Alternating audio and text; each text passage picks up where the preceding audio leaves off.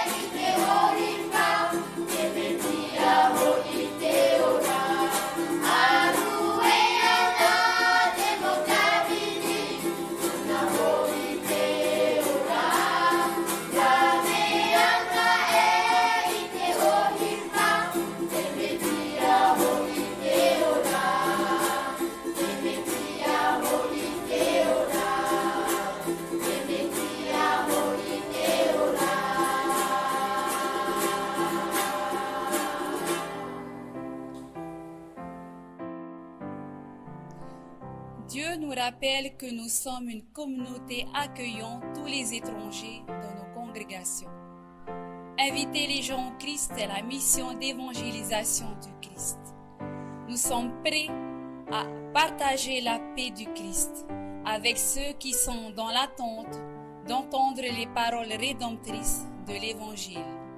Nous réalisons la vision ultime de Dieu lorsque nous sommes baptisés et confirmons de nombreux membres, lorsque nous ouvrons de nouvelles congrégations et ainsi lorsque nous lançons l'œuvre de l'Église en de nouvelles nations. L'Église de la communauté du Christ reçoit sans exception toute personne qui recherche la paix, la compassion et l'amour. Nos communautés existent et sont prêtes là à accueillir et partager un ministère de compassion, de courage et d'humilité. Quiconque accueille un de ces petits enfants, à cause de mon nom, c'est moi qui accueille.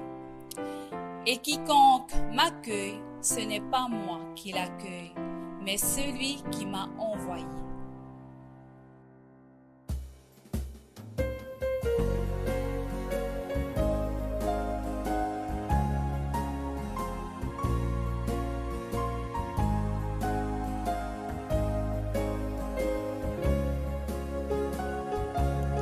Chaque fois que j'entends le chant d'un oiseau, que je vois le bleu du ciel, chaque fois que je sens la pluie à nouveau, où le vent murmure son appel, chaque fois que mon doigt touche une rose, ou que je sens du muguet, je suis heureuse de vivre en ce monde si bon que mon Père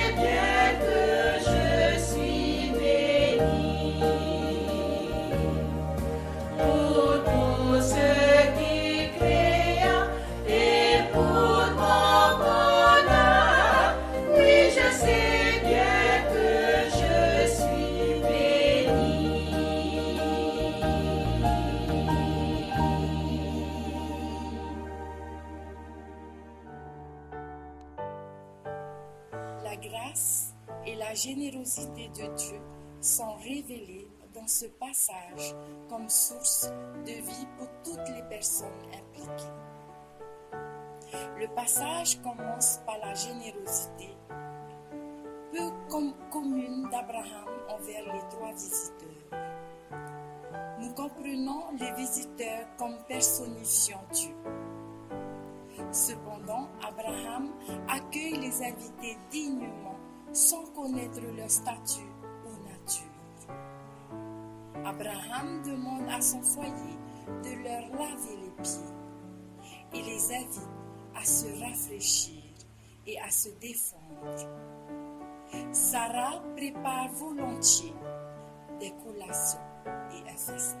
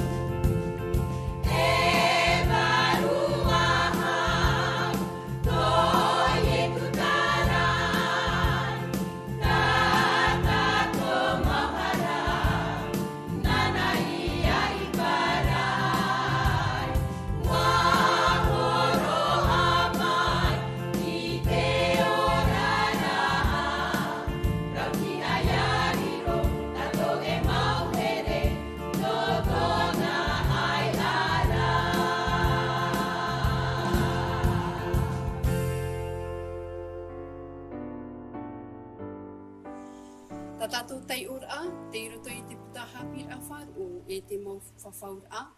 I te pene hanere o no ahuru maho I rawa tohu a. A hamahora I to oto a au e a haroaroa I te mau hina aro ru o to oto mau te e tuahine. Te noho o te inua nei, te whawahia, te roto I te matau. Te hapa o re hia, e te ere nei I te here e te aruha. A haere atu I a ratoura, maupapu mai I tō rato rima. E a titau maru atu I a rato pa atua, I a whanau I te mau hamai te ira o te autahei, te poi e te hia e ana. Te whaaruru I te mamae no tatou pa atua.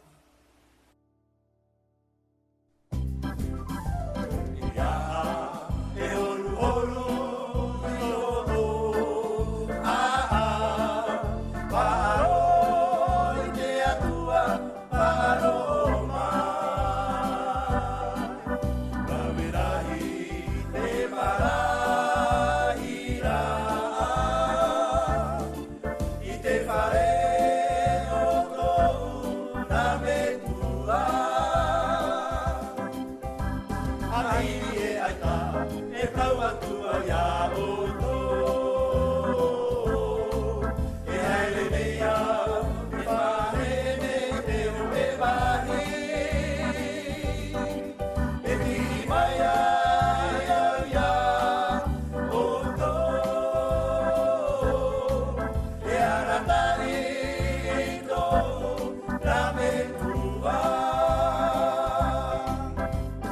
Mahiri e aita, e plau atu mai a oto. E hele neia, e pahamene te o te mahi. E ni mai ai oto. E aratai ito, na me tua.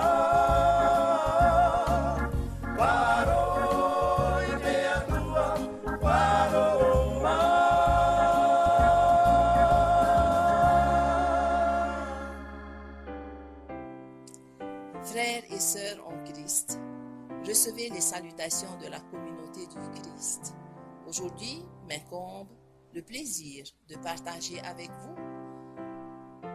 le sermon qui aujourd'hui a pour thème accueillir les étrangers. Notre thème nous conseille et nous présente un comportement que nous devrions suivre afin de voir la présence et la promesse de Dieu dans chacun de nos vies. Notre histoire en référence nous parle de la visite de Dieu à Abraham sous la forme de 3 personnes au chêne de Mamré ou Mamré. À leur apparition, Abraham courut à leur rencontre pour leur offrir son hospitalité. Ils les firent manger, leur offrit à boire et de quoi se laver les pieds et un endroit pour se reposer et dans notre histoire sous un arbre. Les étrangers lui demandèrent « Où se trouve Sarah ta femme ?» qui n'était pas loin d'eux. Et ils prédirent un heureux événement pour qu'elle se réalise l'année suivante. Ayant entendu le présage, Sarah se mit à rire en elle-même à cause de son âge avancé. L'histoire dit, Yahvé dit à Abraham, « Pourquoi Sarah a-t-elle ri? En se disant qu'elle était trop vieille pour enfanter? Ne croit-elle pas que Yahvé peut faire des merveilles? Certainement, je reviendrai l'an prochain et Sarah aura un fils. » Elle répondit, « Je n'ai pas ri. » Mais Yahvé lui répondit, « Si, tu as ri. » Au chapitre 21 de la Genèse, verset 1 à plus, comme Yahvé l'avait prédit, l'année suivante, il revint. Et Sarah enfanta un enfant mâle qu'ils nommèrent Isaac. Au 8e jour d'Isaac, il fut circoncis, suivant l'alliance d'Abraham avec Dieu. Et Abraham était âgé de 100 ans quand Isaac naquit. Nous sommes dans un contexte où la promesse se réalise par l'arrivée d'un enfant tout nouveau-né. Tel fut le miracle et l'émerveillement de cette histoire. Penserions-nous que c'est une histoire qui se lit ou se voit comme un film? Ce contexte d'histoire, qui est une tradition de leur époque, nous montre beaucoup plus que la promesse que Dieu fit à Abraham par Sarah. Quand Jésus vint dans le monde, il a conforté et confirmé cette tradition et ce miracle qui était déjà et que nous pouvons retrouver dans les Écritures de Matthieu au chapitre 9, verset 37, qui nous rappelle l'importance de l'accueil en déclarant « Quiconque accueille un de ces petits-enfants à cause de mon nom, c'est moi qui l'accueille. Et quiconque m'accueille, ce n'est pas moi qui l'accueille, mais celui qui m'a envoyé. » Saint Jean également, au chapitre 6, verset 44, nous explique le sens de cet accueil et la bénédiction liée à cette tradition. Nul ne peut aller à Jésus si le Père qui l'a envoyé ne l'attire. Et Jésus, lui, il le ressusciterait au dernier jour. Oh, une promesse et un miracle encore plus grand. C'est dans l'accueil que nous avons l'assurance qu'un miracle, au-delà de notre pouvoir, nous surprendra. Et dans notre état de croyants, nous croyons en Dieu, le Père éternel, en son Fils Jésus-Christ et au Saint-Esprit qui nous donne la vie éternelle auprès de notre Seigneur.